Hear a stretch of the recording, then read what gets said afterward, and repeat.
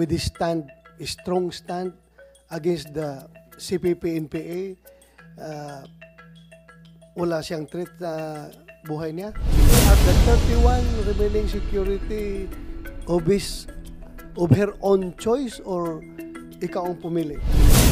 Yung iniwan mo na 31, pwede ba nabigyan mo ng laya yung ating Vice President kung sino from sa kanyang mga former security ang pwedeng iiwan mo?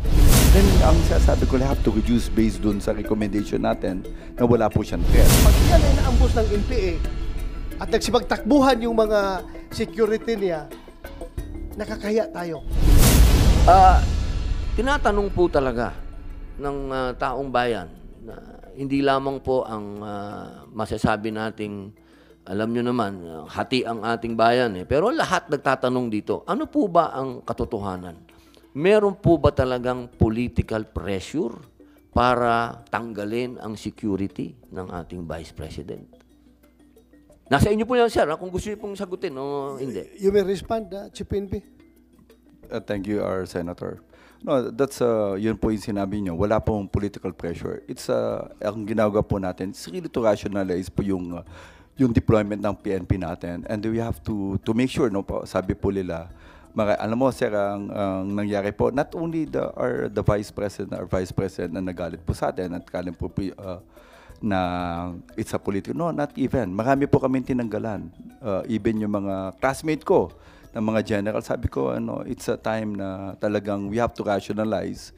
And in fact, I have already made yung sa policies natin na kung may mga threat, yung mga, then when they retire, kasi may mga threat, it's only about 6 months. And afterwards, they can ask kung meron po talagang threat. And we have to make sure, no, ang deployment po, we have to reframe po yung, kasi ang term po natin, VIP, ang security. No, there's no term as VIP. Remember, this is a police unit, sa professional police po. They are all graduates, and di po kami kagaya dati na graduate po ang mga police po natin. And we want to make sure that they are being deployed properly. Tinanggal po natin yan because ang gusto po natin, we have to professionalize po yung PSPG and make sure na dalawang po yung criteria. High threat, high security threat, and medium security threat, and no threat at all. We want to make sure that there is already a perceived threat, and there's a difference between a perceived threat and an actual threat. Dati kasi, VIP ang tawag natin, that's a perceived threat. Kaya nga sinasabi po natin, and we have to rationalize and we have to change our policies regarding po dun sa deployment ng tao. Kasi ang sasabi ko nga, we need more people on the ground. Marami po kami talagang kulang. And to be honest, sir, talagang ang gusto po natin, talagang ibaba yung mga tao natin or very strict our police procedures natin.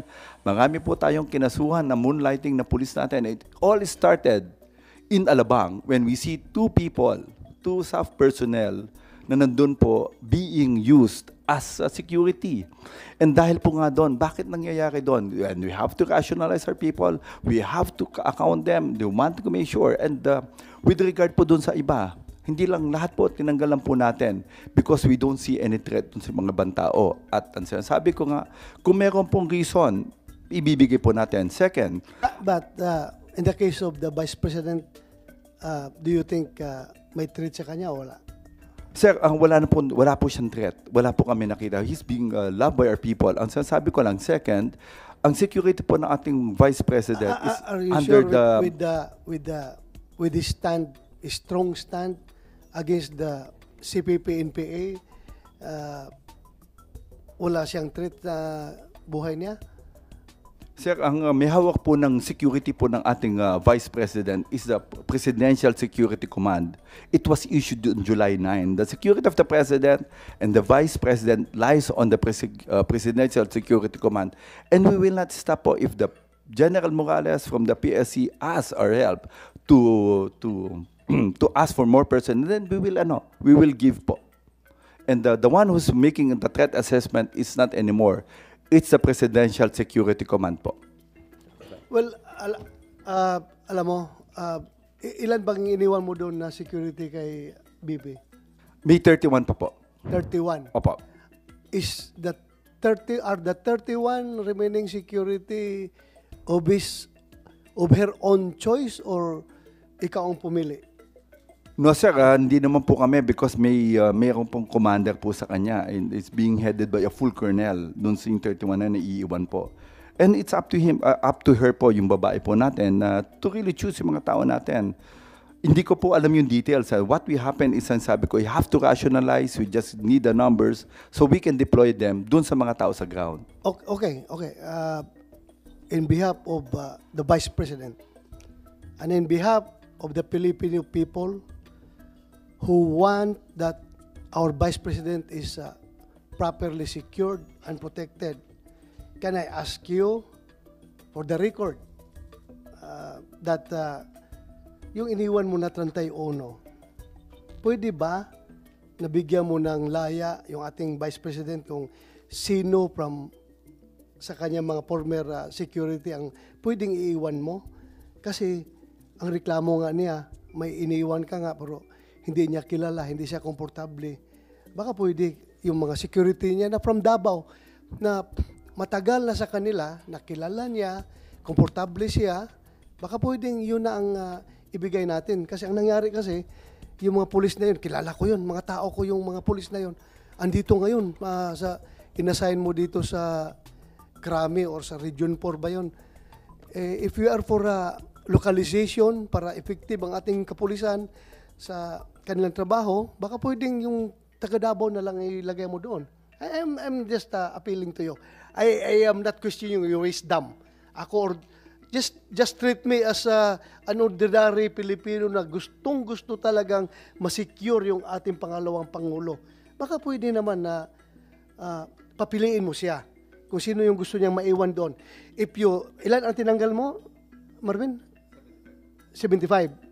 Yung 75 na tinanggal mo, baka pwedeng, tapos may iniwan ka na 31. Sir, our chairman, can I make it clear first, no? Ang naiwan po sa kanya is 358 AFP personnel. And ang sabi ko nga, ang 106 just a complement. Wala na ko doon sa... Because, sir, it was being lang. Wala tayo doon sa AFP. We are just talking about PNP. Yung PNP lang pag-usapan dahil ang PNP yung close sa kanya dahil dati siyang mayor at yung mga local police ng Davao, yun yung dinala niya doon na security. Yun lang ang pag-usapan natin, yung local, yung police lang. Kung yung 31 na yun na iniwan mo, pwede ba just treat me as an ordinary Pilipino na gustong-gusto talagang masecure yung ating pangalawang Pangulo. Wala problema. Kahit na hindi mo na ibalik yung 75 na tinanggal mo, okay na yun. Gamitin natin yun sa police visibility. Ako mismo, as former chief PNP, I am with you when you say na you need people on the ground. Alam ko, pareho tayo. Ang tagal na natin gusto yung mga tao na yan na matanggal sa mga VIP security dahil para magamit natin. Pareho tayo ng paningin. Pero, yun lang, ako, bilang isang Pilipino na gustong mas pangalawang Pangulo, pwede ba na yung 31 na yun, bigyan mo siya ng laya na pumili na yung tinanggal mo, na dinala mo dito sa Region 4 na mga taga Davao, baka pwede yun nilagay mo para naman may peace of mind siya na sigurado siya na yung security niya ay talagang kanya. Yun lang, pag-iusap ko lang sa iyo. I'm not directing you as the chairman of the Senate Committee on Public Order and Dangerous Drugs. This is my personal appeal to you, being a Filipino. Kasi ayaw ko talaga na may mangyari sa ating pangalawang Pangulo. Pag yan ay naambos ng NPA at nagsipagtakbuhan yung mga security niya, nakakahiya tayo. Pero kung yung ibalik mo yung mga taga Davao na talagang makipagpatayan sa kanya, yung mga lokal, ay... Yun na po ang pumili dito. Bago na po ba sila? Our chairman, no, hindi ko kasi nakita. It's only the 106, no, the personnel na nakatalaga po kay VP in addition dun sa 358 na AFP. Ang 106 na yun, I really hindi po sila kilala. Ang sinasabi ko lang, we have to reduce our personnel. Based dun sa recommendation po ng PSBG commander, I have to talk to these people and talk to the chief of staff of the VP kung tama po yung numbers, no?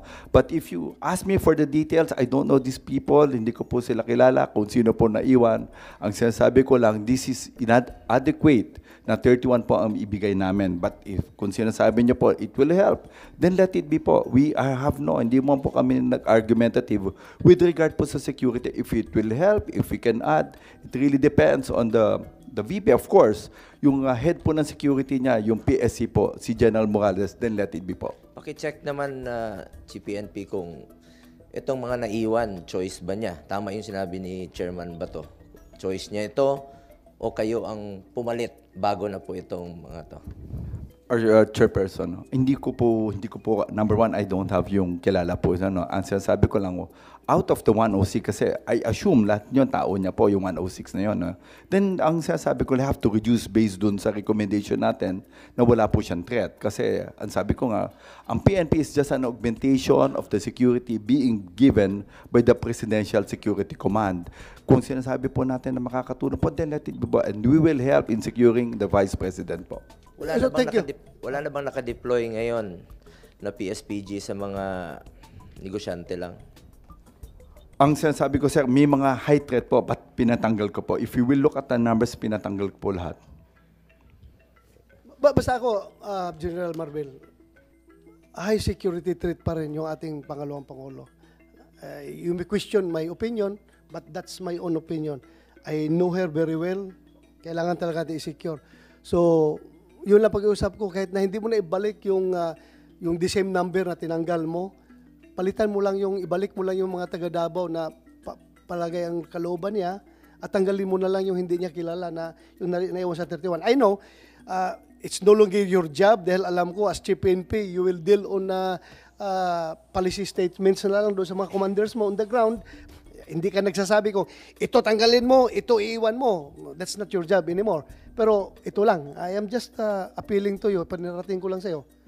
Kung pwede, balik mo. Can I get your commitment? Of course, our chairperson. Thank you very much. Salamat.